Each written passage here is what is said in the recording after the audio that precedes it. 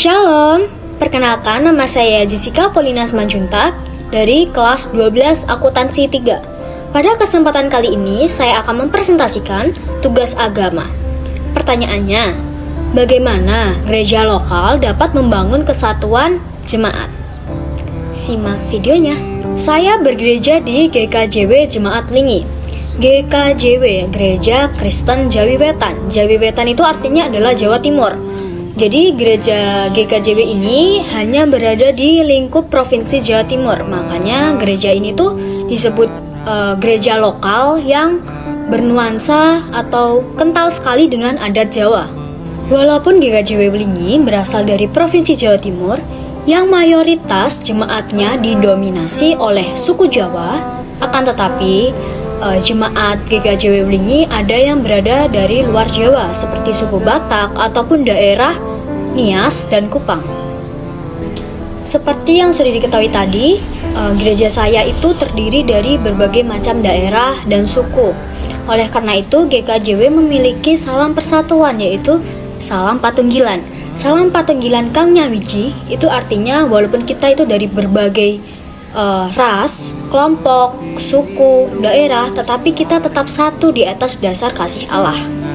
Gereja tidak memandang suku dan budaya dalam melayani semua warga jemaatnya, karena semua warga jemaat adalah satu di dalam Tuhan. Gereja melayani semua anggota jemaatnya dengan dasar kasih Kristus. Berikut ini beberapa contoh gereja saya membangun kesatuan jemaat. Yang pertama, pada bulan budaya kemarin, gereja saya pada setiap hari Minggu mengenakan baju Nusantara, baik itu dari induk ataupun pepatan-pepatan lainnya. Tujuan kita mengenakan baju Nusantara ini adalah untuk menunjukkan sikap saling menghargai, sikap toleransi di antara keberagaman suku dan budaya di Indonesia. Selain itu, pada minggu pertama bulan budaya, yang melakukan pelayanan adalah anak-anak muda. Yang melakukan pelayanan ini adalah anak-anak muda, tidak dilihat dari latar belakangnya, tidak dilihat dari suku apa, misal suku A, suku B, suku C, tetapi semua sama, semua satu dalam pelayanan di dalam Tuhan. Yang kedua adalah tata cara ibadahnya. Pada minggu pertama hingga minggu keempat kita menggunakan bahasa Indonesia, sedangkan pada minggu kelima kita menggunakan bahasa Jawa. Akan tetapi pada minggu kelima ini ada beberapa diselipkan bahasa Indonesia. Yang ketiga adalah pelayanan gereja. Pelayanan gereja di sini tuh diisi dari kaum remaja, kaum pemuda hingga kaum dewasa. Baik itu dari suku A, suku B, suku C, baik itu dari daerah A, daerah B, daerah C. Jadi waktu melakukan pelayanan itu tidak memandang latar belakang mereka. Yang keempat adalah perayaan Hari Raya Unduh-Unduh. Unduh-unduh adalah hasil panen dari sawah, hasil panen dari kebun, ataupun hasil kerajinan tangan kita, atau juga bisa hasil masakan kita. Unduh-unduh ini dijadikan persembahan sebagai bentuk rasa syukur kita atas semua berkat yang telah Tuhan berikan kepada kita.